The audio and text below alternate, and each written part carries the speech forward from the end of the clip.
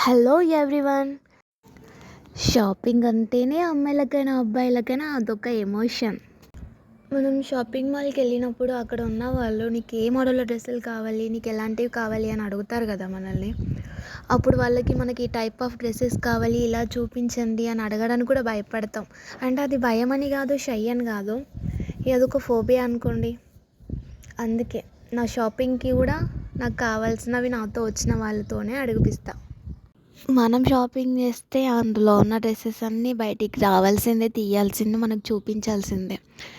కానీ ఫైనల్గా మనం స్టార్టింగ్ ఏదైతే చూస్తామో అదే సెలెక్ట్ చేస్తాం. నేను షాపింగ్కి నా ఫ్యామిలీతో వచ్చినా కానీ ర్యాండమ్గా నా ఫ్రెండ్ కూడా కలిసింది నాకు. ఇక డే అంతా మస్తు టైంపాస్ అయింది, ఫుల్ చిల్ అయినాం. అయినా ఫ్యామిలీతో అయినా ఫ్రెండ్స్తో అయినా మనకు నచ్చిన వాళ్ళతో ఉంటే ఆ ఫన్నే వేరు కదా. మా అల్లుడు కూడా డ్రెస్ తీసుకుందామని ఇక్కడికి వచ్చినాం. ఇక్కడ చూడండి చిన్న పిల్లల బట్టలు ఎంత క్యూట్గా ఉన్నాయో కదా. షాపింగ్ చేయడం అయిపోయాక జ్యూస్ తాగుతున్నాం.